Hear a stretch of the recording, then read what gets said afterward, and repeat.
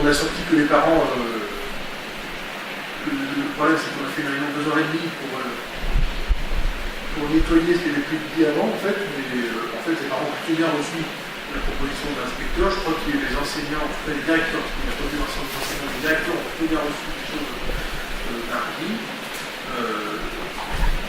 Ceci dit, c'est peut-être la question que vous posez, est-ce qu'on va assez loin, je ne sais pas. Je ne sais pas, c'était pas l'idée de départ de l'inspecteur qui était venu. Mais le contexte national a fait aussi que le ministre a donné des directives différentes à ses inspecteurs et à ses recteurs. Ce qui fait qu'on en arrive là. Je veux dire, en tout cas, je trouve que c'est une proposition satisfaisante, c'est des moyens supplémentaires pour coordonner la pédagogie sur l'ensemble de nos écoles. Alors, on parle bien de pédagogie, coordinateur pédagogique. Donc, c'est des moyens supplémentaires. On conserve les sites, les sites des écoles, telles qu'elles sont aujourd'hui. Et l'inspecteur se pour inscrire ça dans une charte, parce qu'il y aurait d'ici la fin de l'année scolaire. Et le souhait de l'inspecteur de circonscription, c'est qu'on puisse garantir ces moyens-là pour les 3 années qui viennent. Et après l'évaluation de ces 3 années-là sur le rôle et sur le but que peut apporter ce coordinateur pédagogique de faire, on fait pas de 3 ans pour que voilà où nous en sommes. On se prend même pas la dernière séance de conseil, parce que les choses ont évolué. En tout cas, les choses se font de manière concertée. Je trouve encore une fois dommage qu'on ait pu inquiéter les parents, parce qu'il peut y avoir des conséquences soit d'évasion à des enfants dans les écoles de voisines. Je sais que les directeurs des écoles de cours ont été sollicités par des parents de petits niveaux pour inscrire leurs enfants. Vu l'affolement qu'avait provoqué ce tract, qui encore une fois n'a pas été rédigé ni par moi ni par aucun membre du conseil municipal.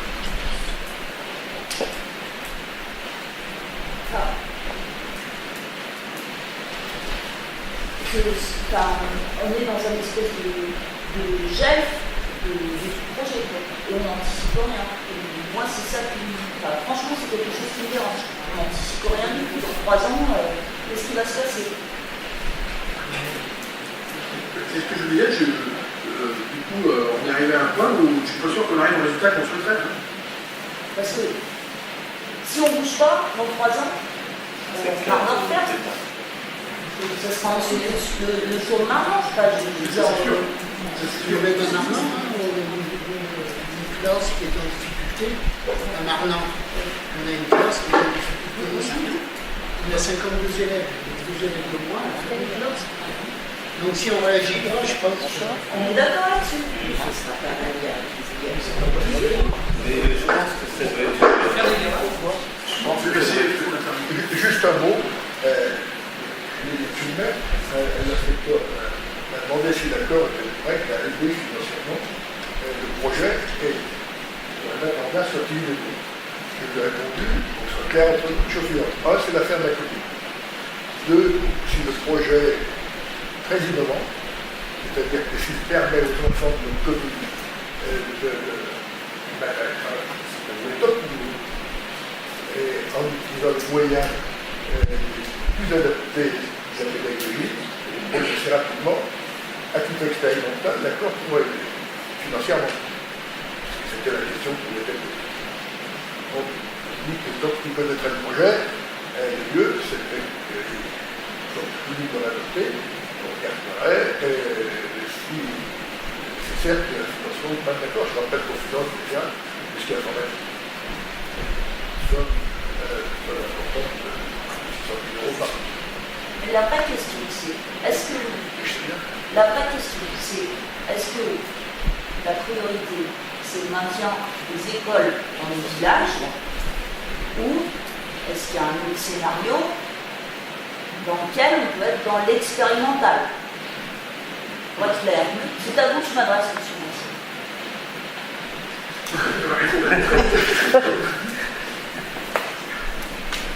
Mais c'est parfaitement Annette Noailles, une grande poétesse des années 30, qui a dit « Et vous ne chercheriez pas si vous l'aviez déjà trouvé ». Donc vous connaissez parfaitement la réponse que je pourrais faire à votre question.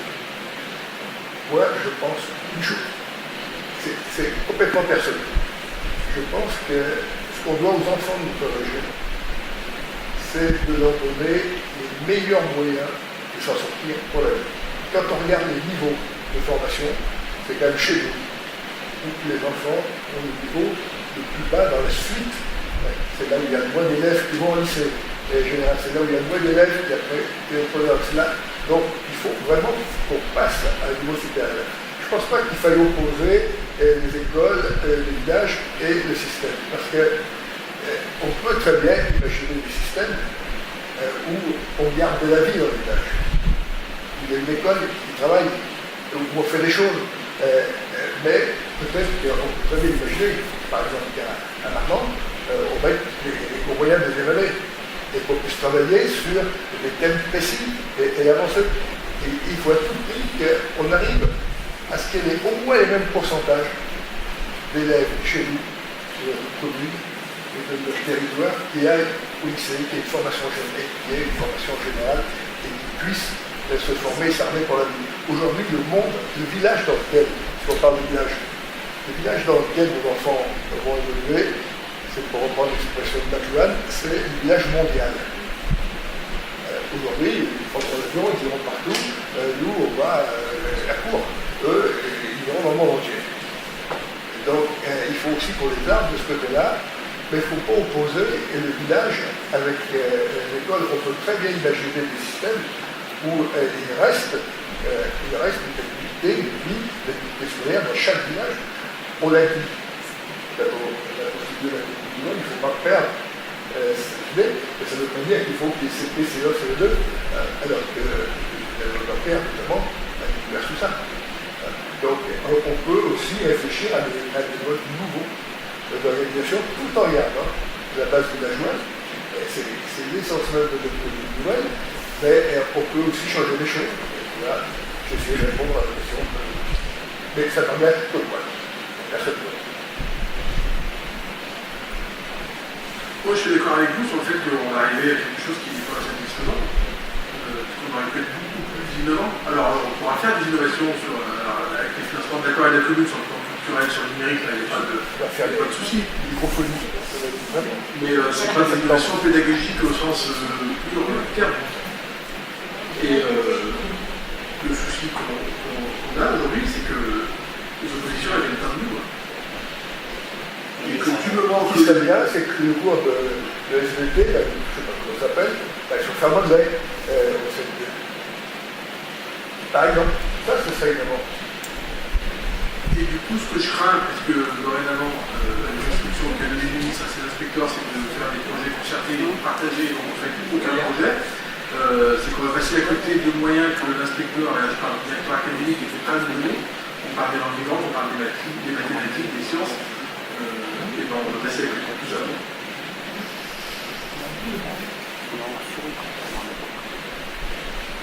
Monsieur Chazot a dit qu'il mettrait les moyens pour réussir le projet. Je crois que ça vient des enseignants de sortir ce projet innovant. Non, mais après, les enseignants, il ne faut peut-être pas trop les charger, excuse-moi. Il ne faut peut-être pas trop les charger non plus. C'est-à-dire, quand on va voir les directeurs et qu'on leur dit on supprime votre poste, maintenant vous avez feuille blanche et allez-y travailler, enfin, il ne faut pas non plus. Enfin, je n'ai pas tapé sur les directeurs, c'est tout à fait normal. Les directeurs, on a commencé par leur dire qu'on supprimait leur poste. En tout cas, c'est ce qu'ils ont compris. Comment voulez-vous qu'ils soient partie prenante d'un projet qui va leur enlever on va parler très clair. Les enseignants, c'est des gens comme les autres, qui sont capables de faire les maths en anglais. Il n'y a pas de problème. On a tous, les enseignants, on a tous un certain niveau d'études. Mais en anglais, alors là, pourquoi pas cette fois, moi je ne demandais pas, mais je veux bien insister. Et pourquoi pas? Mais c'est pas la question. C'est pas la question. Les élus n'ont rien à faire dans la vie. Oui, ça serait bon. Qu'on soit dans l'innovation, mais on ne peut pas demander aux directeurs ou à des salariés lambda, des fonctionnaires lambda, d'être partie prenante d'un projet en les rassurant pas sur leur statut. Et puis c'est pas une question de statut, c'est une question de fin de mois pour reprendre quelque chose de très à la mode. De bon sens. Je veux prendre la parole à ce soir. Excuse-moi. Non, mais que rejoins en fait. C'est faire avec mes élèves, mais aussi avec les profs, sinon ça ne marchera pas. Ça ne peut pas marcher s'il n'y a pas d'éducation des professeurs. Et c'est vrai que je pense qu'il y a un malentendu, peut-être que je ne le sais pas, mais c'est vrai que cette nouvelle réforme, elle pose quand même. Mais là, on n'est pas dans le cadre de la réforme. Les réflexions, les engagées bien avant le premier volontaire à l'éducation nationale, quand tu vas commencer à les discuter. Il faut quand même voir les choses autrement. Moi, je parle, mais d'un principe, plus qu'on est acteur d'un projet et plus que ça marche. Mais c'est vrai que là apparemment, si justement on a voulu anticiper les choses, et je crois que Michel Mercier, c'est aussi pour expérimenter, et l'inspecteur n'était pas expérimenté sur un projet qui était unique dans le département. Jamais j'ai vu un inspecteur aussi ouvert. Un tel point, une situation qu'est-ce qu'elle est, démographique et autres, et on a un vrai retard. Il faut qu'on prenne de ce retard. Il a dit, je suis prêt à faire telle chose. Sur le plan culturel, sur scientifique et tout. C'est, en tout cas, ce qu'il nous a dit. Soit on arrive à trouver un projet, soit on n'y arrive pas.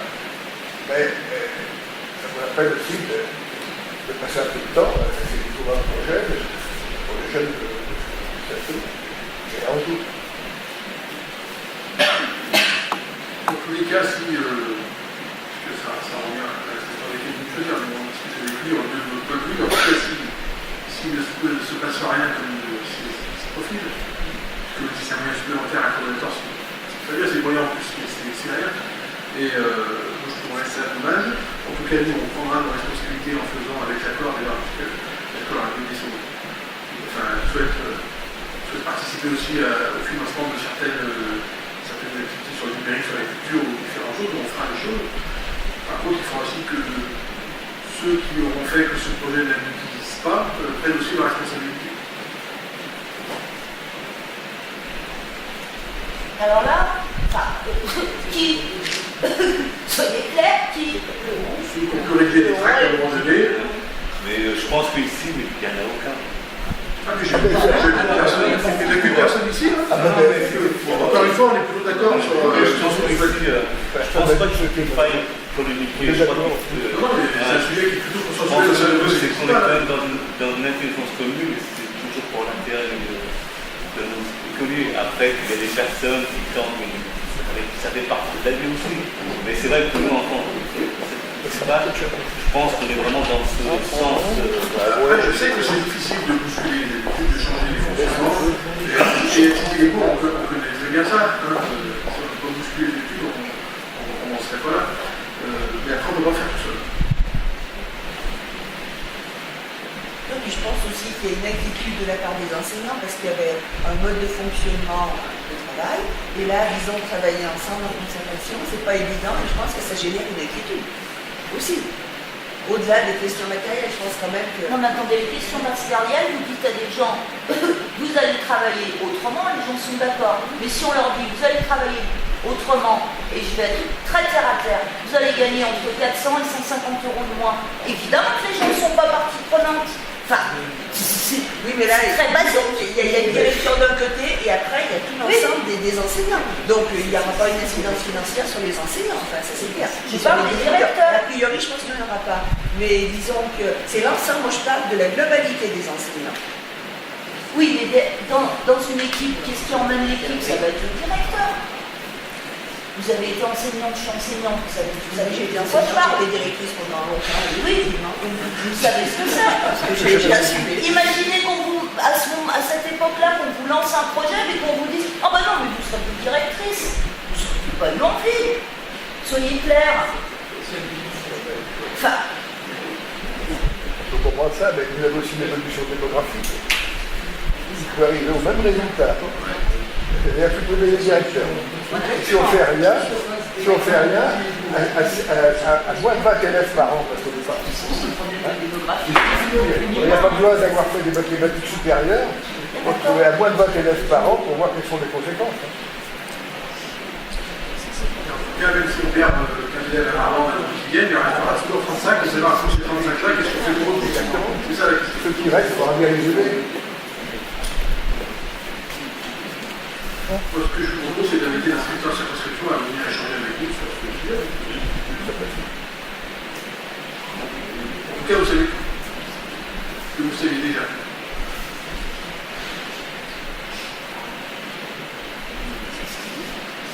Il y a d'autres questions, alors soit sur les écoles, soit sur le rapport qui nous concerne. On pourrait revenir au rapport.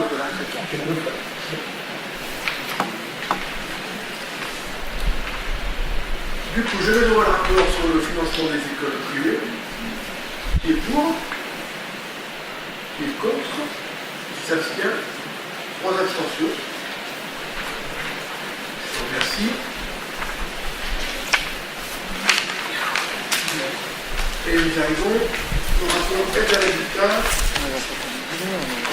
Voilà. Nous avons plusieurs dossiers dans les différents dispositifs. Dans l'opération revitalisation, nous avons un dossier pour Madame Ducoux pour une subvention communale de 500 €. Un dossier pour M. Paul Rivaille à Tizy pour une subvention communale de 150 €. Un dossier de Mme Boyer à Tizy pour une subvention de la commune de 800 €. Un dossier de Mme Cheltouf à Tizy pour une subvention de 2470 €. Un dossier pour M. Bellou pour un montant de 1679 €. Un dossier pour M. Buchet pour un montant de 150 €. Sur le dispositif croissance verte, nous avons un dossier pour M. Jacques Cherpin pour une subvention communale de 150 €. Dans l'opération Massif Central, nous avons 2 dossiers. Jean-Marc Cherpin pour une subvention communale de 150 € et M. Bertrand Raquin pour une subvention de 300 €. Et donc nous rajoutons à ce rapport, si vous voulez bien, 2 dossiers. Un sur l'opération revitalisation pour M. Dussault à Tizy pour une subvention communale de 1581 € et un dossier à ravage en façade pour Mme Gisèle Bruet pour un montant de 800 €. Il y a des questions, je vais je semble déjà fin et qu'il y aura encore beaucoup de rapports à étudier. S'il n'y a pas de questions, je vais ouvrir le rapport qui est pour. Je vous remercie. Alors, le rapport suivant concerne la charte de partenariat pour acte financier et fiscal entre l'accord et ses communes membres. Je vais vous présenter brièvement ce que contient cette charte, puis je laisserai bien sûr la parole à M. Mercier s'il souhaite discuter. Simplement, les origines de cette charte, donc vous l'avez dit si je me trompe, c'est aussi une recommandation de la Chambre des comptes qui a alerté la Corse sur notamment les reversements qu'elle peut faire à ses communes par rapport aux produits fiscaux qu'elle pouvait percevoir. Et en gros, la Chambre des comptes disait que la Corse reversait beaucoup aux communes, en tout cas, par rapport à ces produits fiscaux sur le plan économique. C'est ce qui a incité aussi l'accord à travailler sur cette charte. Mais aussi le fait d'une mode de calcul des dotations aux collectivités et pour les intercommunalités, vous avez ce qu'on appelle le CIF, coefficient d'intégration fiscale, qui est pris en compte. Et donc calcul est lié fortement aux recettes fiscales des communes membres du groupement. A incité l'accord en fait à réunir un document surtout qui met en place à la fois une méthode de travail entre les collectivités, entre l'accord et ces communes, à la fois pour maintenir ce CIF important et pour pouvoir maintenir ces notations annuelles, mais aussi pour anticiper les projets, pour remettre un peu en cohérence ce qui se fait sur l'ensemble du territoire de l'Algor. Je crois que c'est aussi ce qui est important. Donc dans cette charte, vous avez des engagements à la fois du groupement et des communes. L'engagement du groupement, c'est justement d'avoir en quelque sorte une feuille de route des projets qui peuvent se faire sur la commune par l'accord, mais aussi par la commune directement, où l'accord peut s'engager à intervenir dans les projets communaux via les fonds de concours.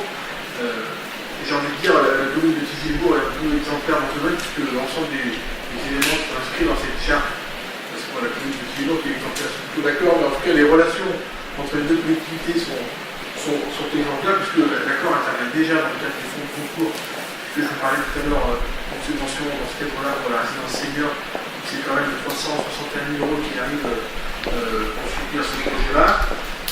Dans cette charte, il y a également la volonté de l'accord de vouloir réaliser des investissements dans les communes en maîtrise d'ouvrage direct, justement pour l'idée de reverser les fonds aussi communes dans le cadre des attributions de concession et d'intervenir plus en direct. Et encore, la commune de Tizy-les-Bourgs, on peut en témoigner, l'accord intervient directement dans des projets très importants, je pense notamment au vont avoir lieu à l'automne à rue Jean Jaurès. Je pense aussi au réseau de chaleur qui va alimenter l'ensemble des bâtiments publics qui sont basés sur le centre de Tizi, mais également sur le projet de méthanisation dont on évoquait tout à l'heure, où l'accord interviendra directement. Ensuite, d'autres engagements de l'accord, mais qui ne nous concernent pas, c'est qu'elle s'engage à ne pas appeler les contributions négatives de ces communes membres. Ça ne concerne pas, mais ça concerne certaines d'entre elles. Et enfin, l'accord s'engage également à maîtriser sa fiscalité, notamment à travers la taxe d'enlèvement des ordures ménagères, et notamment dans le cadre de la mise en place d'un nouveau mode de collecte, de rationalisation de la collecte sur le territoire de l'accord. On s'engage à maîtriser en tout cas sa fiscalité dans ce domaine-là. Quels sont les engagements pour les communes? Le premier, c'est d'accepter le principe du reversement d'une partie de la taxe d'aménagement que perçoivent les communes de l'accord à hauteur de 77%. Donc la commune percevra 23% des taxes d'aménagement, elle en reversera 77% à l'accord. Alors, même si pour la commune de Tizi-Ours, c'est assez marginal, puisque les taxes d'aménagement qu'on va encaisser cette année sont estimées à environ 20 000 €. Je laisserai les chaînes nationales parler, mais des projets économiques importants sur d'autres parties du territoire. On voit que l'accord qui a une séquence économique sur le territoire réalise des investissements importants qui vont mener à bien ces projets de développement économique. Il me paraît en tout cas légitime qu'elle puisse percevoir cet impôt économique à travers la taxe d'aménagement. Je laisserai le Chine nous expliquer un peu les projets économiques qui sont prévus dans les différents points du territoire. Pour les communes également, c'est informer l'accord de ces projets de modification des taux de la fiscalité en général. Je vous rappelais que les produits fiscaux des communes sont directement liés au calcul du coefficient d'intégration fiscale. Il est normal aussi que vous puissiez prévenir l'intercommunalité des modifications de taux. Et enfin, l'idée, c'est vraiment d'avoir une méthode de travail un peu plus resserrée et en tout cas de partager les différents projets qui se font sur les communes. Il faut par les communes et par l'accord, ce qui permet d'avoir plus de cohérence à mon avis. Et comme l'accord les supports de nombreux dispositifs, je pense notamment au contrat de moralité qui est coordonné par l'accord avec les services de l'État, ça permet aussi d'avoir une meilleure visibilité des financements qu'on peut obtenir des différents partenaires. Ça peut parfois éviter de perdre justement des subventions. Vous verrez dans un rapport suivant, on va parler de subventions dans le cadre du TEPOS. En anticipant les choses, ça permet de sécuriser ces financements-là. Voilà un peu ce que reprend cette charte. Je vais laisser la parole à Michel Mercier si vous souhaitez un petit peu. Juste un mot, merci Robert. S'agissant de la taxe d'aménagement, il s'agit uniquement des hypothèses dans lesquelles l'accord a financé l'aménagement. Quand un particulier construit sa maison, la commune conserve le totalité de la taxe. C'est uniquement quand l'accord a financé l'aménagement d'une zone, par exemple, et qu'elle perçoit 77% du montant de la taxe. D'ailleurs, dans l'hypothèse contraire, où la commune garde tout, on serait dans une hypothèse d'enrichissement sans cause qui pourrait donner lieu à reversement. Alors, pour plus de lourd, l'important c'est relativement faible, parce que le taux de la taxe est bas. Mais on a par exemple dans le sud de l'accord, notamment sur la commune, on va faire court, Saint-Romain-de-Copel, où on a une entreprise qui va s'installer à 500 euros à la clé, elle va payer plus d'1 million de taxes d'aménagement. On est obligé de tenir compte du versement de ce million dans le prix de vente du terrain, parce que si on vend le prix du terrain couvrant le coût de l'aménagement, plus si elle paye la taxe d'aménagement, elle paye 2 fois. Donc pour éviter ce coût de l'aménagement, on a dit on laisse une part à la commune, parce que si elle met sur son territoire qui est assise à l'entreprise, mais elle reverse pour l'essentiel la taxe à l'accord, parce que l'accord a payé tout l'aménagement de la zone. Voilà. Mais partout où il n'y a pas de financement d'accord, la commune conserve par intérêt la totalité de la taxe d'aménagement, c'est normal. Est-ce qu'il y a des questions sur ce rapport? Sachant que la charte, c'est des grands principes, mais encore une fois, on a déjà connu l'application directe de ces éléments-là sur la commune de Tizi-Ours à travers à la fois le temps de cours et aussi la réalisation de travaux par l'accord en maîtrise d'ouvrage direct. Je ne sais pas si vous avez des questions. Si il y a des questions, je vais le voir. Il y a des est d'adopter cette charte. Qui s'abstient? 4 abstentions. Je vous remercie. Du coup, ça fait, je l'ai évoqué à l'instant, le lien direct avec le rapport suivant qui concerne justement un fonds de concours de l'accord pour la commune dans le cadre du projet de résidence senior. Je vous rappelle que nous avons obtenu 361 000 € dans le cadre des fonds qui sont directement liés à la démarche d'éponce des accords, qui sont financés à 80% par l'État et à 20% sur les fonds propres d'accord. Pour une enveloppe globale sur le territoire d'accord de 900 000 €, nous avons 361 000 € qui sont attribués à la commune de Tigy-les-Bourgs dans le cadre de l'intégration d'énergie nouvelle dans le projet de résidence senior, notamment sur des photovoltaïques pour le chauffage, des panneaux solaires pour l'eau chaude, et également, c'est pas lié directement à nous, mais je vous rappelle aussi que là, on va chauffer bien le réseau de chaleur que prévoit l'accord justement des images directes sur notre commune.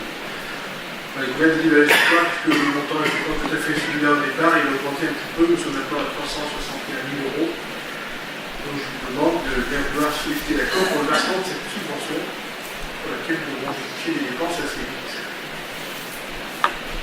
Des questions? C'est en question, je les vois, qui est pour? Je vous remercie. Toujours les subventions, nous devons délibérer ce soir dans le cadre du projet de maison des producteurs.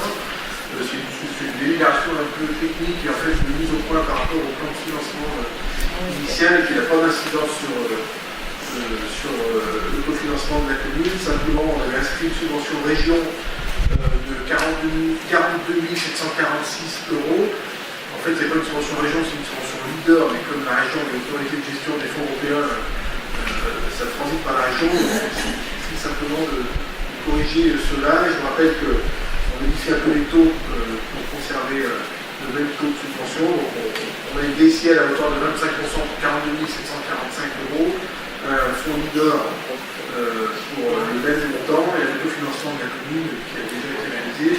En fait, la subvention pour y être dans le budget depuis 2 exercices budgétaires, comme on l'a dit tout à l'heure.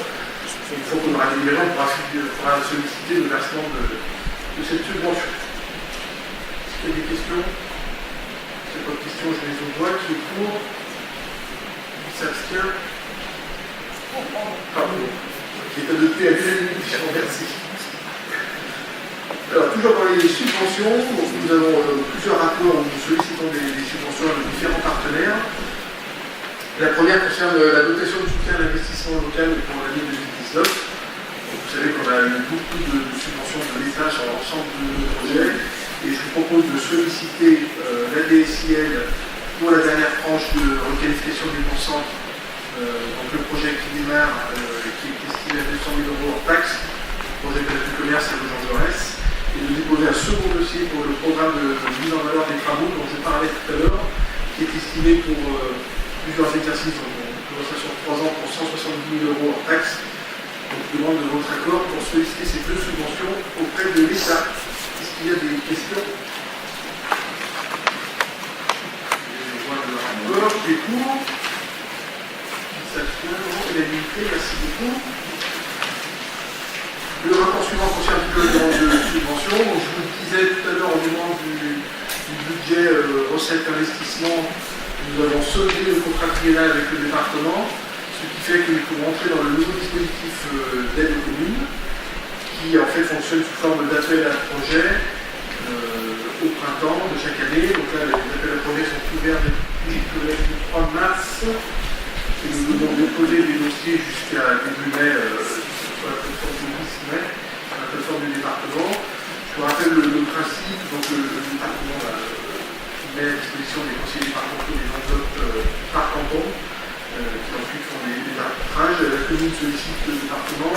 Une fois que le département est libéré, il verse immédiatement la subvention aux communes auxquelles il accorde une subvention.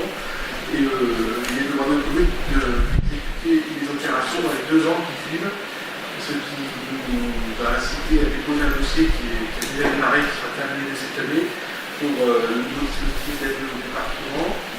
Donc c'est toujours le même, c'est le dossier de requalification des fonds centres, de la place du commerce et de la région Jaurès. Et nous sollicitons le département à hauteur de 200 000 €. Je crois que là, tu veux... questions là-dessus? Questions, je vois qui est pour. Je vous remercie. On arrive au rapport de présentation des actions entreprises à la suite du rapport du contrôle de la Chambre régionale des comptes.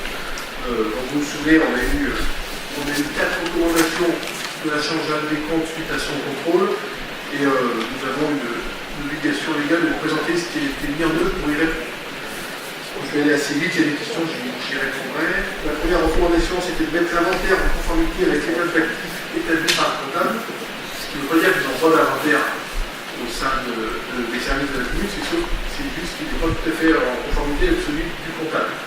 Simplement, c'est un travail assez important, puisqu'au moment de la commune nouvelle, on a rapatrié les 5 documents dans chacune des communes, et le travail est en cours, il a bien avancé, et je pense qu'on l'aura terminé d'ici la fin de l'année, sachant que les services fiscaux locaux aussi en ce moment peu de temps à mettre à disposition pour cette tâche-là, ce qui montre que ce n'est pas une priorité pour eux. En tout cas, on va faire en sorte que d'ici la fin 2019, on ait pu mettre en conformité les inventaires à la fois ici et chez le percepteur. C'est quelque chose qui est en cours. La deuxième recommandation, c'était sur la gestion pluriannuelle des investissements. On en a parlé tout à l'heure, ça a été mis en place dès 2018 avec la mise en place de l'autorisation de programme et les crédits de paiement pour les grosses opérations d'investissement. On a modifié les crédits de paiement tout à l'heure, donc là, les choses sont totalement faites et on continuera à le faire.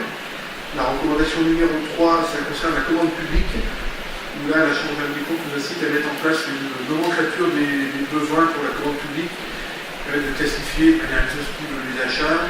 Donc là, on a commencé le travail, on n'a pas terminé, et encore une fois, c'est des règles qu'on s'impose à nous-mêmes. Je ne sais pas si vous vous souvenez, mais récemment, dans une séance, on a modifié le règlement de consultation pour pouvoir adapter justement à nos besoins. Donc là, le travail a été débuté, il faut totalement terminé. Et enfin, la quatrième recommandation, c'était de mettre en place des outils de pilotage permettant de suivre le coût moyen par élève en matière d'aide alimentaire, ainsi que celui des activités périscolaires et de garderie. Donc là, on l'a évoqué un peu tout à l'heure. On mettra à disposition les différents tableaux que nous avons pour suivre le coût moyen par élève, sachant que depuis les activités périscolaires ont été arrêtées suite à l'autorisation de 7 jours. En tout cas, les outils que nous avons à notre disposition nous permettent de voir quand même clairement le coût moyen par élève, la notion de calculer la subvention à l'école privée. On vous fera passer d'ailleurs les tableaux, je pense que ça peut être intéressant de vous trouver pour chaque ligne de dépenses et pour chaque école, qui permettra de mieux suivre. Donc les outils ont été mis en place, ont été améliorés depuis le contrôle de la Chambre régionale des comptes. Est-ce qu'il y a des questions sur les 4 recommandations? Je vous passe les observations qui sont légères et limites, sauf s'il y a des questions dessus, je suis prêt à y revenir. S'il n'y a pas de questions, je vous prie de donner acte de cette communication. Je vais laisser la parole à Jean-Marc Berthoud pour les différents rapports qui sont liés à l'organisme. Le rapport s'intitule Révision numéro 1 du PLU, prescription et modalités de concertation. Vu le code de l'urbanisme, vu le SCOT, vu le PLU approuvé le 16 juillet 2018, conformément à l'article L 153-34 du code de l'urbanisme, le PLU fait l'objet d'une révision allégée lorsque le projet a uniquement pour objet de réduire une zone agricole ou une zone naturelle et forestière, sans qu'il soit porté atteinte aux orientations définies par le PADD, le plan d'aménagement et de développement durable. Le projet d'agrandissement d'une entreprise locale pour le développement de la filière bois sur son site au lieu dit Sylvestre Mardor est un projet d'intérêt général. Il est en lien avec les objectifs du PADD. Il est nécessaire de faire évoluer les règles locales d'urbanisme pour permettre le projet tout en veillant à son intégration dans le paysage et dans son environnement. L'objet unique de la révision du PLU consiste à agrandir la zone NA. La zone NA, c'est une zone spécifique dédiée à la scierie actuellement. La zone NA est une zone naturelle à vocation économique. agrandir la zone A sur les zones A et N, zone A agricole, N naturelle, au lieu dit Sylvestre Mardor pour le développement de la filière bois sur Pizélicourt, réduire l'emprise du corridor écologique sur ce site tout en préservant au mieux le patrimoine et les paysages existants, et modifier la rédaction du règlement local d'urbanisme pour la réalisation de ce projet d'intérêt général. Il est donc proposé une révision allégée du PLU, c'est le terme adapté à la situation. Ce projet de révision fera l'objet d'un examen conjoint de l'État, de l'établissement public de coopération intercommunale compétent et des personnes publiques associées mentionnées aux articles. Le conseil municipal est invité à délibérer pour plusieurs raisons, afin de prescrire la révision allégée numéro 1 du PLU avec pour objectif d'agrandir la zone A, de réduire l'emprise du corridor écologique et de modifier la rédaction du règlement local d'urbanisme. Ensuite, d'approuver les objectifs ainsi développés, de définir les modalités de concertation suivantes et obligatoires, tous les moyens d'information utilisés, que ce soit l'affichage, les articles dans la presse, dans les bulletins, les dossiers disponibles en mairie, les informations sur le site de la commune, tous les moyens offerts au public pour s'exprimer, notamment l'écriture ouverte. Également, à l'issue de cette concertation, le maire présentera le bilan complet au conseil municipal. L'autre objectif aussi, c'est de confier une mission de maître d'œuvre pour la réalisation de ce nouveau PLU, de cet article, à un cabinet d'expertise spécialisé d'urbanisme, de donner délégation au maire pour les signatures, de solliciter de l'État une dotation soit allouée à la collectivité pour compenser les dépenses, d'inscrire les crédits au budget en section d'investissement, d'associer les personnes publiques, de consulter les personnes publiques et conformément à l'article L 153.11, la présente délibération sera notifiée à tous les présidents de la Chambre, au président de la communauté d'agglomération. La présente délibération fera l'objet d'un affichage en mairie pendant un mois, avec une mention apparente dans les journaux diffusés dans le département. Et la présente délibération sera transmise au préfet au titre du contrôle de légalité. La présente délibération produira ses effets juridiques dès l'exécution de l'ensemble des mesures d'affichage et de publicité. Donc là, nous sommes dans le cadre d'une révision du PLU. Merci beaucoup. Moi, je voudrais avoir une question. Avant quelques précisions, peut-être que je réponds à la question en même temps. Nous avons été sollicités par une entreprise de Mardor Boissif à Syrie, qui a un projet assez conséquent d'extension. Alors, les deux possibilités à mener à bien l'opération sont passer les déclarations de projet avec l'intercommunalité, mais les délais sont plutôt, enfin en tout cas les historiques que nous avons disent que les délais sont plutôt longs, soit on passe par une révision du PLU. Alors là, pour être tout à fait transparent avec vous, on indique le projet pour lequel on lance la révision, mais sachant que, comme Jean-Marc a dit, la révision a l'intérêt général et le projet en lui-même n'intervient pas dans la procédure. Et comme l'entreprise a un projet plutôt à moyen terme, on va dire dans les 2 ans qui viennent, sachant qu'on va quand même se confronter ici avec de nombreuses contraintes, qui sont environnementales notamment, et surtout, on a d'ores et déjà sollicité les services de l'État pour connaître leur avis en condition, et en effet, ils ont également proposé de lancer cette révision du PLU pour adapter notre document d'urbanisme au projet, même si le projet n'est pas lié directement à la procédure qu'on lance actuellement. Je ne sais pas si j'ai... Non, moi vous connaissez mon point de vue, je suis très inquiète sur l'état de nos forêts actuellement. Plus ça va, plus on voit le paysage qui se coupe. Alors moi je veux bien l'état de nos paysages. Moi c'est mortifère pour moi de voir qu'on continue. En plus avec le réchauffement de la planète, on sait que les douglas à court terme vont peut-être même pas arriver à long terme, et on continue à couper les forêts et on continue à planter des douglas qui ne sont absolument pas des forêts. Ce sont des plantations où rien ne pousse. Et puis ça, je peux vous le garantir puisque je fais partie d'une association naturaliste, il y a une personne qui fait partie également de notre association et qui a fait un état des lieux de toutes ces forêts sous ces villes-là, ne pousse rien. Moi, je pense qu'on va dans quelque chose d'incroyable. Je ne sais pas. On va avoir un paysage, ça va être de la population. Et ça ne sera pas la. Non, mais puisqu'on aborde le fait des forêts, c'est ça ce que je veux dire. Bien sûr, j'en ai fait en. Là, il s'agit quand vous avez en tout cas de faciliter le possible développement d'une entreprise. Oui, bien sûr, mais... non, mais je comprends, je connais ça déjà. Volontiers, mais oui. Dans des périodes actuellement où on parle d'écologie, on sent que c'est la biodiversité et tout, et là, elle est menacée. Hein. Bon, ouais.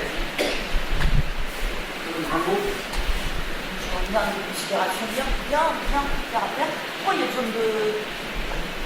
Quand on révise un PLU, pourquoi est-ce qu'il y a des dépenses comment ça se passe? Les dépenses, c'est ce que je vous expliquais tout à l'heure au niveau du budget, c'est les dépenses des cabinets d'études qui vont accompagner pour mener bien la procédure.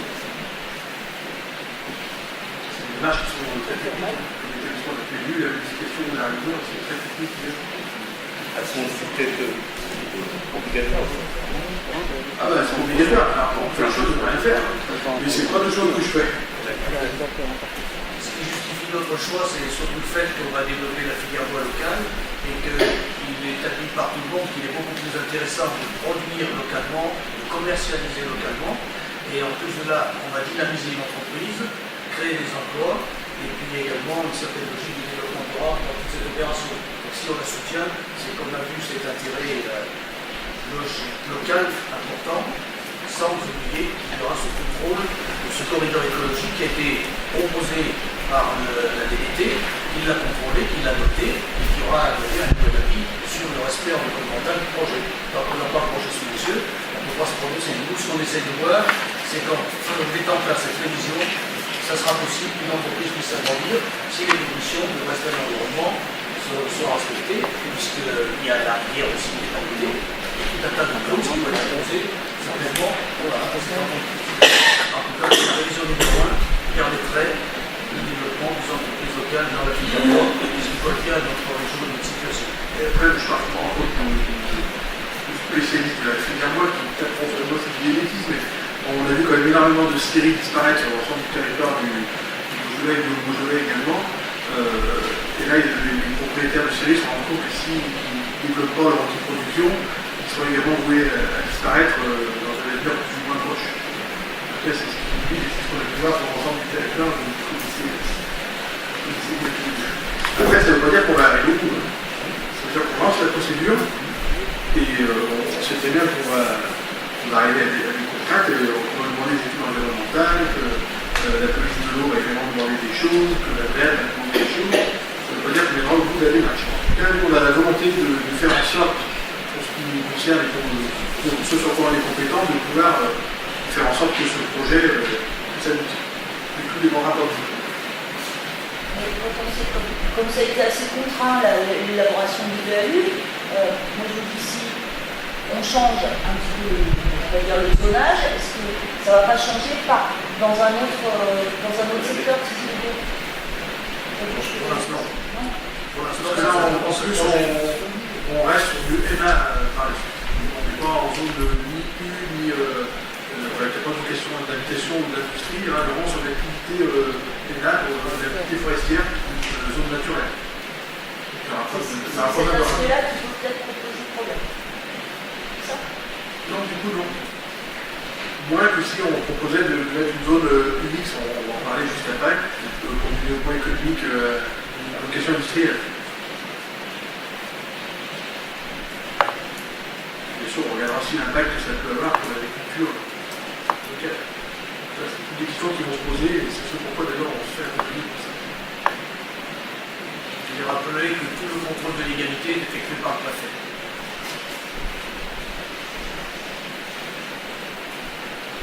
D'autres questions? Donc la commission du PLU va se réunir prochainement pour étudier cette question-là, plus le rapport qui suit. Donc laisse la parole à Jean-Marc.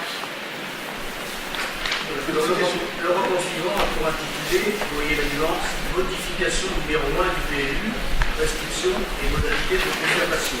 Le code de l'urbanisme, le SCOT, vu le plan local d'urbanisme approuvé le 7 juillet, il est précisé que l'accord a sollicité la commune pour modifier certains zonages pour offrir l'opportunité d'installer, voire de développer une activité économique sur notre territoire. En effet, la modification du PLU est nécessaire pour des motifs d'intérêt général, sans changer les orientations du PAVD, mais pour permettre le développement. Il s'agit de transformer une zone à urbaniser qui s'intitulait 2AUX, c'est-à-dire une zone qui avait vocation à terme à être vouée à l'urbanisme, à vocation économique, de transformer cette zone de 2AUX en 1AUX, c'est ce qui signifie qu'elle est à aménager et à construire. Ça se situe rue de Régny-les-Granges, à Molenbière, conformément à l'OAP numéro 5, que nous avions décidé, l'orientation d'aménagement programmé. Donc c'est quelque chose qui était pensé, qui était décidé, qui était envisagé, qui faisait partie de nos 7 OAP, et ça a été pour le Conseil. Transformer cette zone de AUX en 1AUX. Et il y a également une deuxième proposition, transformer une partie de la zone UH. C'est une zone à urbaniser en hameau, qui est mixte habitation, économie, habitation, artisanat, commerce. Et il s'agit de transformer, de modifier cette zone UH et A en UX, c'est-à-dire de la tourner vers un aménagement possible et industriel. C'est au lieu de tonnelier à Mardor pour permettre la construction de locaux pour une activité prévue de maçonnerie et la création de son accès douane. En effet, la zone UH, une zone d'habitation, interdit toute activité industrielle nouvelle et l'activité de maçonnerie n'est plus du tout considérée comme une activité artisanale, mais elle a été classée par les services de l'État comme une industrie. Ce qui fait que sur une zone telle qu'elle est actuellement, il n'est pas possible de construire cette industrie. Adapter le règlement local d'urbanisme, de supprimer les servitudes puisqu'elles n'ont plus lieu d'être, d'adapter les nuanciers, et donc nécessaire d'engager une procédure dite de concertation. Cette modification n'a pas pour conséquence de changer quoi que ce soit au PAVD. Il s'agit de réduire une zone agricole ou naturelle. En conséquence, cette modification n'entre pas dans le champ de révision qu'on a vu tout à l'heure, elle rentre dans le champ de modification, dans la procédure de modification. Alors le conseil municipal est invité à délibérer afin d'autoriser le maire à prescrire cette modification de PLU, de transformer la 2 en UX en 1 en UX, de transformer UH et A en UX, d'adapter le règlement local d'urbanisme en vigueur, de supprimer les servitudes, d'adapter le nuancier, d'approuver les objectifs, de mener cette procédure en parallèle de la procédure de révision allégée du PLU, et puis de définir, comme tout à l'heure, conformément aux articles, les modalités de concertation, je ne vais pas vous les répéter sur les affichages des articles, la possibilité d'écriture de tournée. Le maire, à l'issue de cette concertation, présentera un bilan complet et détaillé. Confier également une mission de maîtrise à un cabinet d'organisme spécialisé. Donner délégation au maire pour signer les documents. Solliciter une dotation qui soit allouée pour compenser les dépenses. D'inscrire les crédits au budget. D'associer les personnes publiques. De consulter les personnes publiques. Et comme l'a révisé tout à l'heure, il s'agit de notifier au préfet, au président de la chambre, au président de la communauté d'agglomération, ensuite l'affichage obligatoire, la présente délibération et transmise au préfet du contrôle de l'identité, les effets juridiques comme la précédente, et l'exécution d'affichage et de publicité. Voilà en essayant d'être le plus simple possible. Merci beaucoup. Comme quoi, plan local d'urbanisme, c'est pas un document qui est figé, qu'il faut adapter en permanence. La construction, on propose à la fois une révision et à la fois une modification. Vous avez deux projets différents. Le premier, c'est un ardeur hôtelier où l'entreprise possède un terrain actuellement qui souhaite le vendre. En face, on a une autre entreprise de ardeur qui souhaite acquérir un terrain pour construire un bâtiment à vocation artisanale économique et un atelier de maçonnerie. Le zonage actuel est un zonage NH qui est habitation, mais pour habitation particulier. Il ne correspond pas, il ne correspond plus depuis 2016. Peu adapté pour accueillir cette activité, sachant qu'il n'y a aucun impact sur le plan agricole, puisque les terrains sont en grande partie, c'est pas classé en agricole, sur une petite partie, oui. Pour vous dire que l'accord a bien voulu jouer les intermédiaires dans cette affaire, puisque la vente entre les deux entreprises n'était pas possible directement, donc l'accord va acquérir le terrain, va viabiliser et le revendre à l'artisan local. Donc ça, c'est le premier projet. On a peut-être pu voir au moment de l'élaboration du PLU, c'est vrai, puisque c'est en 2016 que les règles ont changé au niveau des NH, donc c'est quelque chose qu'on a pas déplacé, c'est pour ça qu'on propose de modifier. Sur la seconde partie de la délibération, c'est plutôt la suite logique du PLU que vous avez adopté l'année dernière, parce que nous avons classé ces zones qui concernent en fait le tellement anciennement précaire en Montizy, qui est en cours d'acquisition et sur lequel il y a un projet. C'est la suite logique puisqu'on l'a classé l'année dernière en AUI, donc A urbanisé à vocation économique. Et au moment où les projets arrivent, on va nous pour les classer en UX, qui est la suite logique du AUX.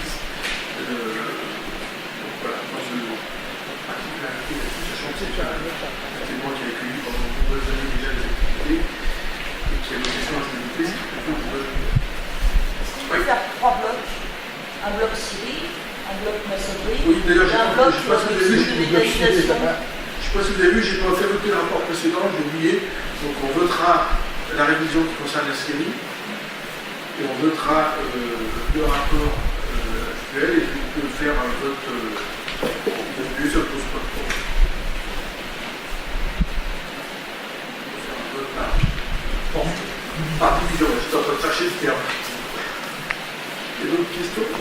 Donc je vous envoie le premier rapport de révision qui concerne le projet de la série de Mardor, qui est adopté. Je vous remercie. Je vous envoie la première partie du rapport sur la modification cette fois-ci du PLU, sachant qu'on va lancer l'opération en réforme, mais déjà qu'on va quand même par division de l'opération publique.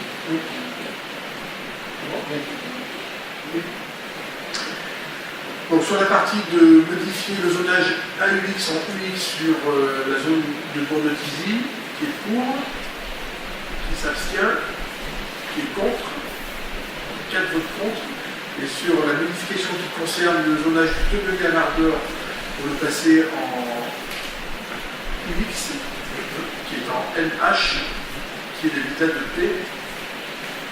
Je vous remercie. Je laisse la parole à Cédric Chalot pour le rapport suivant.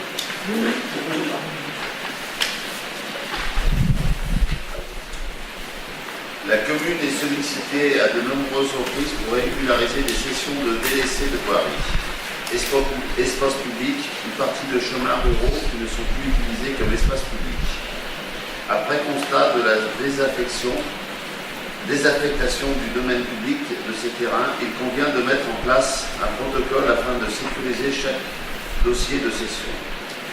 Les modalités de mise en œuvre suivantes sont proposées. Un recensement sera réalisé auprès de chaque commune déléguée.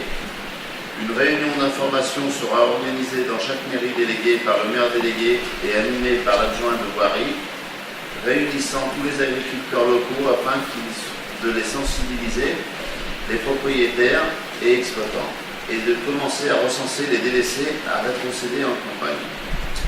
Une visite sur place avec chaque demandeur pourra être organisée pour valider l'emprise de chaque délaissé. Un courrier sera ensuite adressé à chaque propriétaire concerné. Définition d'un délaissé. Voirie, chemin, espace public non utilisé et désaffecté de l'usage public. Si cet espace public n'est pas entretenu par la collectivité depuis plus de 30 ans, il peut être déclassé et désaffecté du domaine public après ce constat. Si le dernier entretien a moins de 30 ans, et si tous les riverains n'ont pas pu directement être contactés, cette désaffection sera soumise à l'appréciation du maire et à une enquête publique. Le prix de vente fixé est proposé pour toute cession à 0,50 € du mètre carré. La TVA ne s'appliquant pas. Les honoraires de frais de géomètre, bornage et notaire seront à la charge de la commune et de l'acheteur, chacun pour moitié.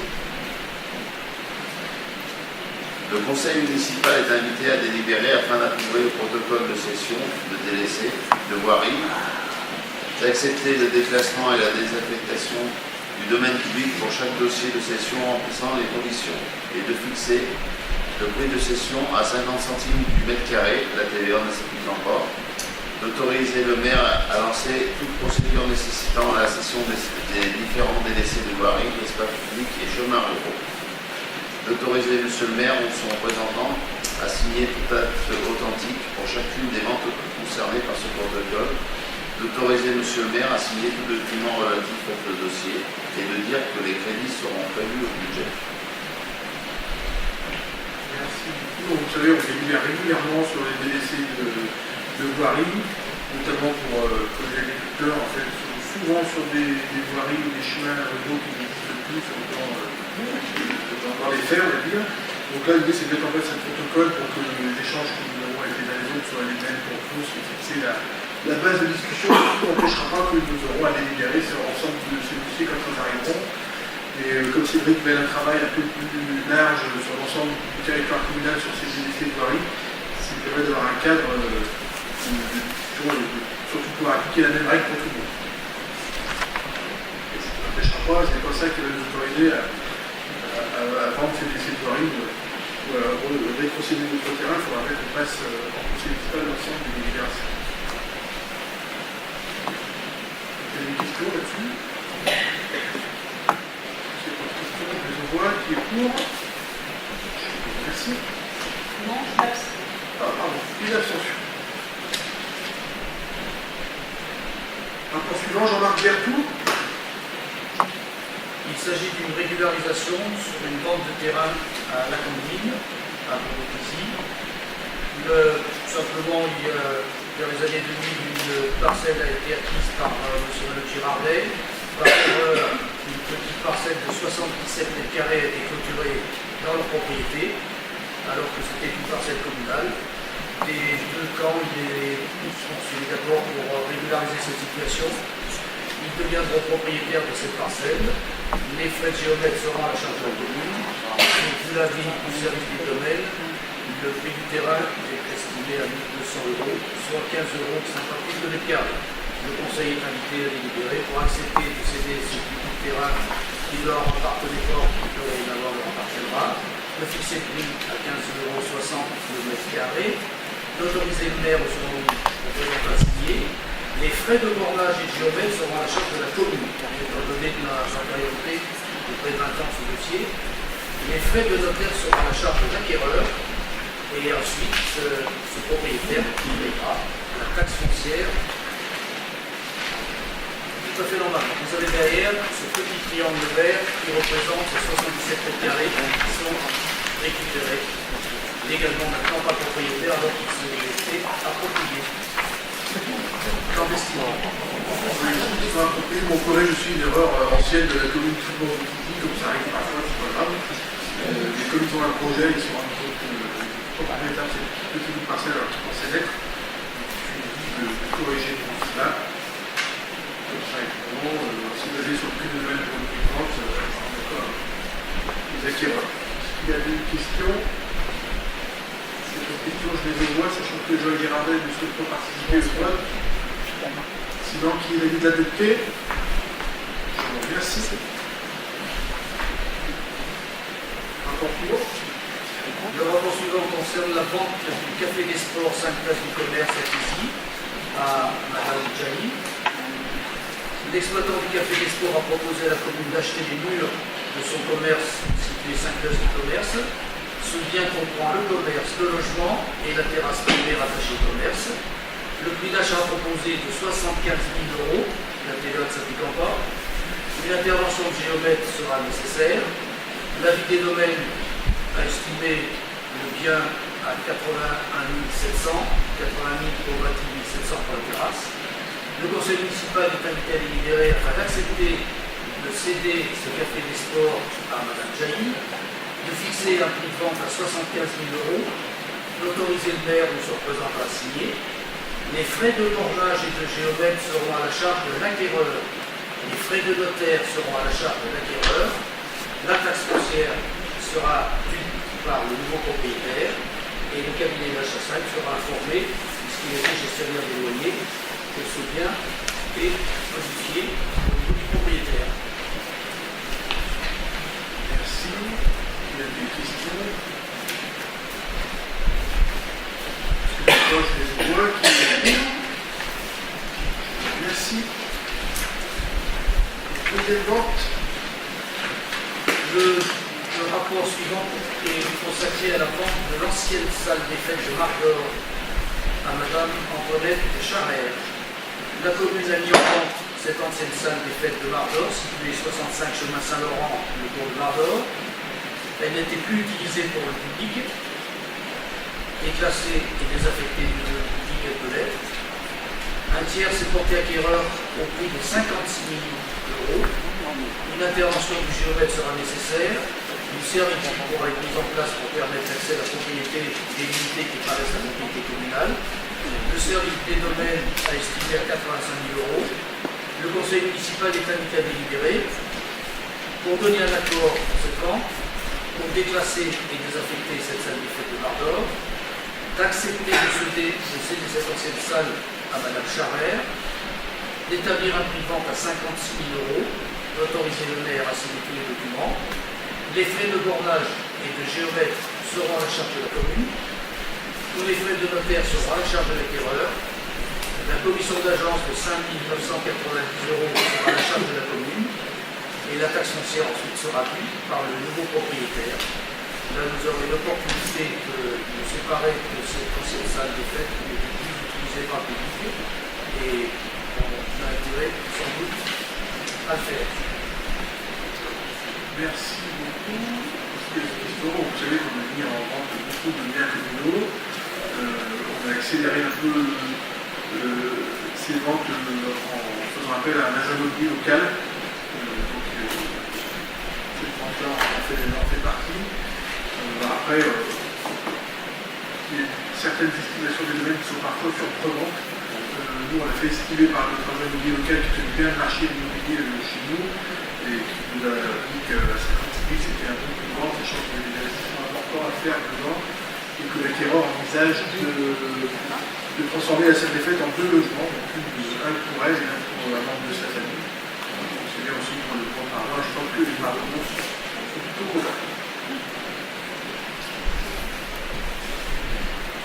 Et puis je pense que ça aurait été un bâtiment qui avait rapidement apporté des charges sur le bâtiment. Il a fallu entre eux. Des questions sur ce rapport? Il n'y a pas de questions, je le vois. Qui est d'avis d'adopter? Je vous remercie. On arrive au dernier rapport qui concerne l'organisation des services administratifs. Lors d'une précédente séance, je vous avais informé de recrutement d'une personne pour la gestion des ressources humaines au sein des services criminaux.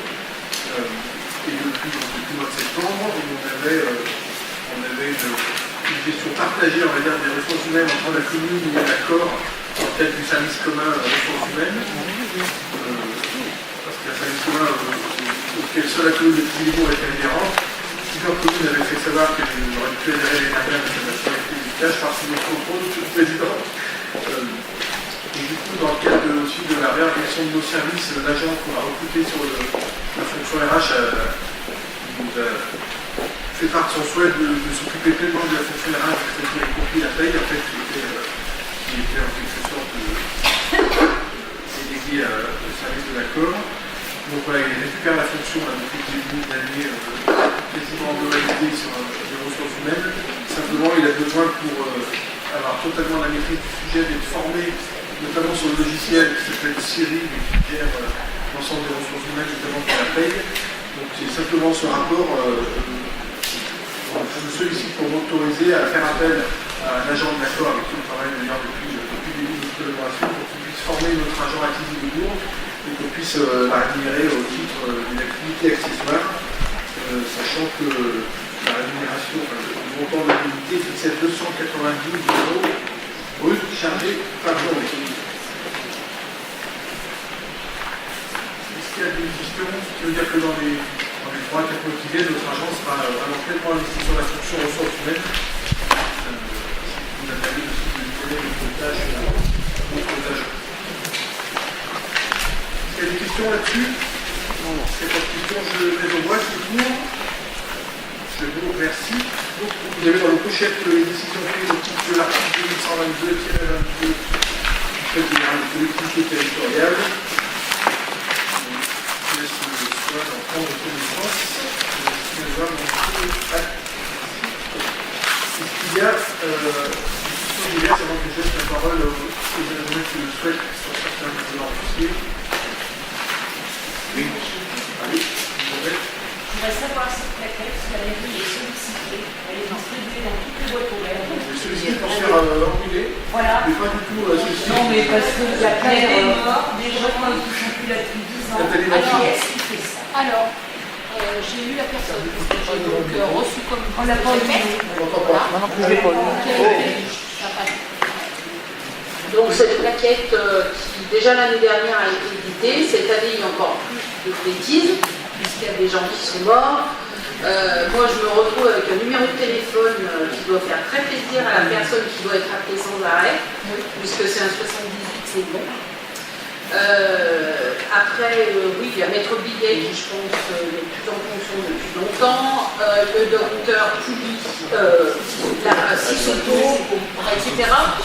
Et en plus, quand on voit l'édition, je ne sais pas si vous avez vu, il y a une toute petite plaquette en bas sur la dernière page où c'est marqué édition municipale.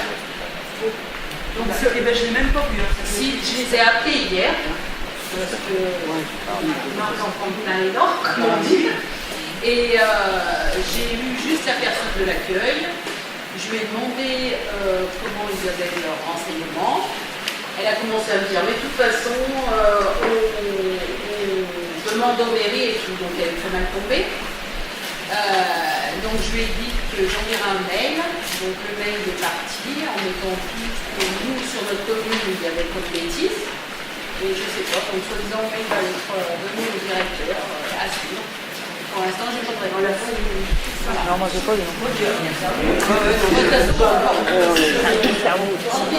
j'ai eu, en plus, c'est des gens privés qui payent. Donc les gens payent pour nous donner des numéros de gens de cabinets qui sont plus là. Voilà. Oui, c'est beaucoup long. Moi, je suis oui, on en progresse. Je suis désolée.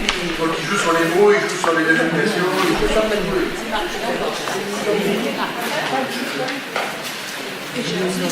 Oui, Mohamed. Oui, alors, il reste quelques minutes. oui, j'aurais une petite information pour savoir si les communes achètent partie des cantines à 1 €, je crois. Ah, j'aimerais bien connaître la liste des communes concernées. Voilà, parce qu'à la limite, c'est pas si. Non, pour l'instant, il y a eu une annonce de fait. Oui, il y a une annonce qui est faite, mais apparemment, à préciser dans les modalités d'application. ça doit concerner 10 000 communes. Oui, les commissions rentrent en arrière après. On va attendre les modalités d'application qui va être en fait intégrée dans le cadre du plan pauvreté que travaille actuellement. C'est une chanson, pas quand même. Mais bon, en tout cas, ce sera les combats que ce sera l'application des communes. Oui, parce qu'en fait, il y a une aide de l'État sur 1 €, il y a 2 € qui vont être pris en charge par l'État. Et le reste, la charge de la commune. Oui. Donc, il est probable que les communes concernées, des fois, d'ailleurs, certaines n'auront pas forcément les moyens de contribuer au manque.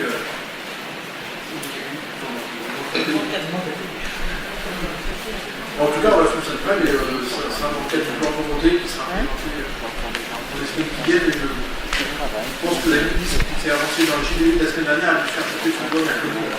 Il est possible que ça bouge. Et ça s'est passé en avril, alors peut-être qu'à la Nation Vue de... Oui, puis en plus, elle a annoncé ça très rapidement, et en fait, ils ont repoussé déjà la date d'application. On va suivre ça. Est-ce qu'il y a d'autres questions? Je laisse la parole à Pascal Lyon qui nous fait un petit point sur la résidence senior, et puis les élus qui souhaitent faire merci. Voilà, donc je vais commencer par le bâtiment résidence. Donc nous en sommes toujours aux gros œuvres. Il y a 5 élévations de terminer, c'est-à-dire 5 niveaux. La 5e dalle va être coulée la semaine après pas.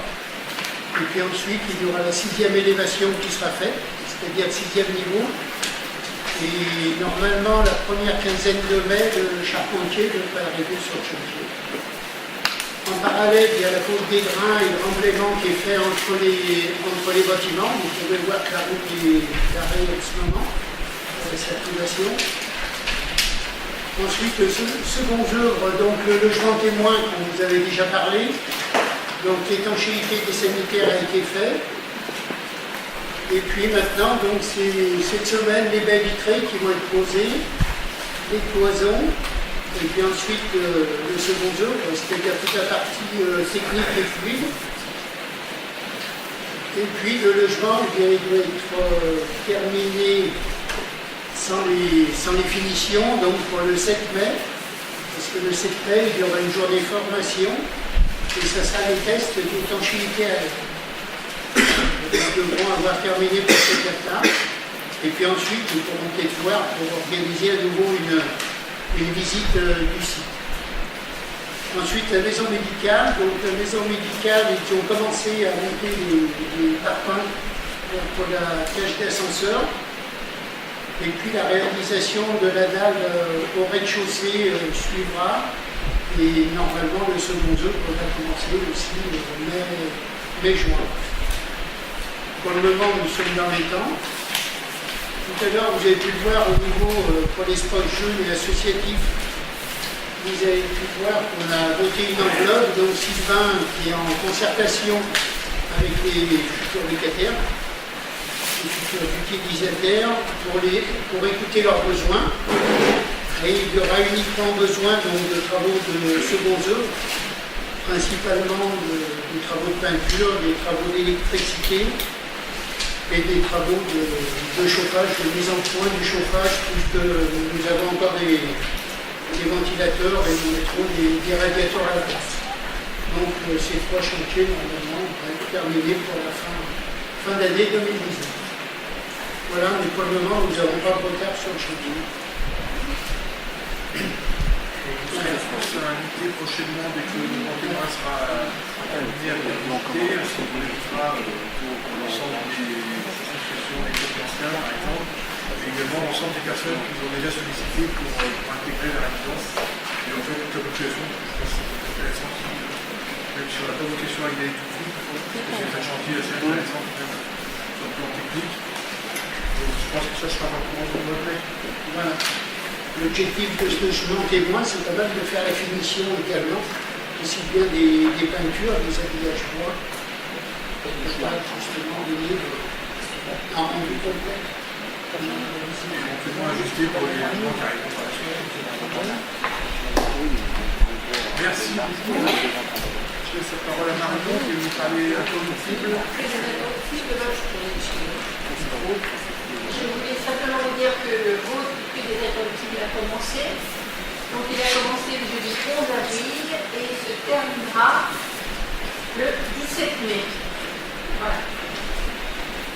Et du coup, les premiers votes se sont très bien passés. Donc les enfants sont toujours très satisfaits de ce vote. Je pense que ce sera peut-être une chose qu'on pourra continuer après. Voilà. Vous, Jacques, sur les travaux de centre-bourg.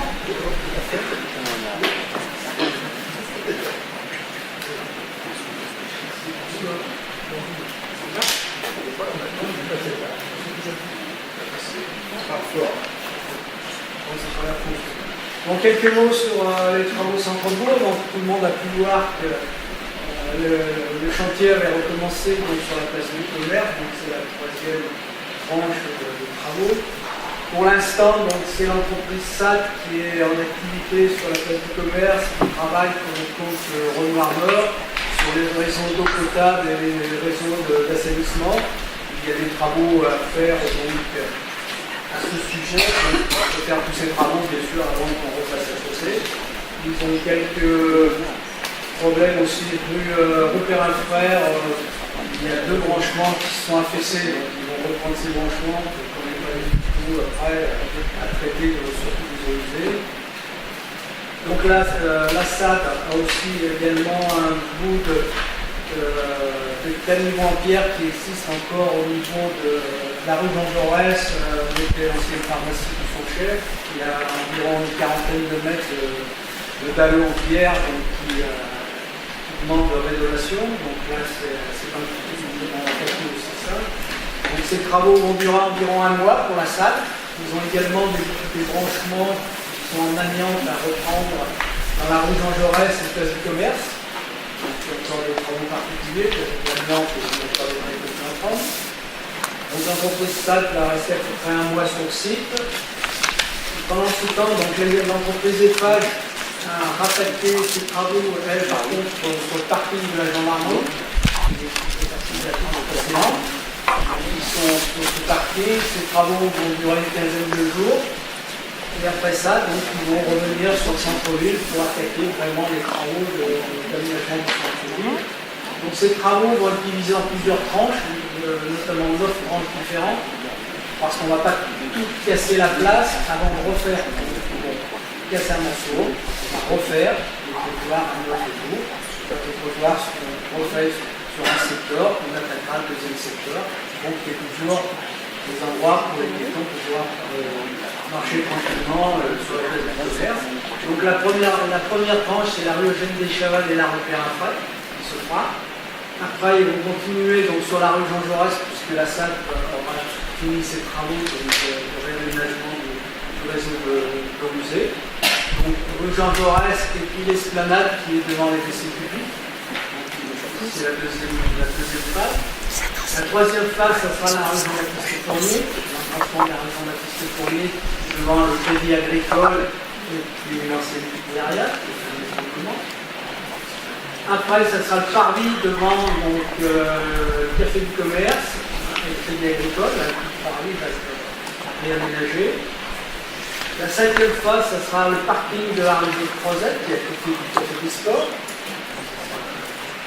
La 6e phase, ce sera les trottoirs devant le tabac et la boulangerie. Donc bien sûr, ces phases vont s'enchaîner. La 7e phase, ce sera l'amorce de la rue Anatole France, là où la salle va reprendre de la pierre. La 8e phase, qui va être un peu particulière, c'est la réfection de la chaussée. Donc il va falloir faire du rabotage et bien sûr refaire les tapis. Donc cette phase, ces travaux vont se faire de nuit. Parce qu'il n'est pas question de fermer totalement la place du commerce en journée. Donc ces travaux se feront la nuit. Donc quand la place s'est faite, quand on avait fait la place du commerce il y a 25 ans, les travaux s'étaient faits de nuit, ça s'était super bien passé. Donc là, on va reprendre la même méthode pour le rabotage de la chaussée et la mise en place du tapis d'arrêté. Donc ces travaux se font la nuit. Et la 9e phase, ça sera les travaux de la rue Jean Jaurès qui se feront après les fêtes du jumelage, après la fête de Clichy, une fois que l'accord aura fait les travaux de Jean Jaurès, notamment les travaux de démolition. Voilà un petit peu comment va se dérouler le chantier. Alors bien sûr, les contraintes de circulation vont être difficiles. Et donc là, la circulation sera régulée en fonction des phases. Bien sûr que quand on va être dans la phase devant le crédit agricole, la rue Juivry sera totalement fermée, donc on sera obligé de remettre la rue Jean Jaurès à son suivi, en sens arrange. Donc la circulation sera régulée en fonction des phases avec l'avancement des travaux. Mais toute la partie, donc place du commerce, tout devra être fini début août pour le corso début de septembre, puisque en août les entreprises, à partir de la deuxième semaine d'août, vont être en congé. Donc le tapis d'enrobé, le tapis dans la semaine où le tapis d'enrobé est fait, ça va être la semaine 30, du 22 au 28 juillet. C'est la semaine où ils vont travailler la nuit pour faire le tapis d'enrobé. Voilà. Ça va être Merci beaucoup pour ces informations précises. Nous informe qu'on a rencontré l'ensemble des commerçants de la place du commerce récemment pour leur présenter les projets et surtout pour leur présenter la méthode de travail de l'entreprise que je vous remercie. Comme nous ont fait d'ailleurs dans les chantiers précédents, faire en sorte que la contrainte, même si elle sera inévitable, soit la plus légère possible. Est-ce qu'il y a d'autres interventions? Oui, tout le temps. Oui, alors je reviens sur la sécurité et prévention. On peut toujours mettre en doute l'efficacité de la vidéoprotection. Je rappelle qu'en 2018, elle a contribué à l'arrestation d'un pyromane auteur de 21 incendies. Il y a 2 ans, c'était le démantèlement d'un gang de malfaiteurs qui avait sévi dans toute la région et qui avait commis des vols pour un prix de 500 000 €. La gendarmerie a fait bien comprendre. C'est quand même un outil presque pas que la gendarmerie, à la police nationale, que ce soit Rouen, Villefranche ou Lyon. En conclusion, la population de Tizi-les-Bourgs est constituée d'honnêtes citoyens. Je pense qu'elle n'a rien à craindre de la vidéoprotection. Ça n'est pas là, Merci pour ces questions des personnes vaccinées.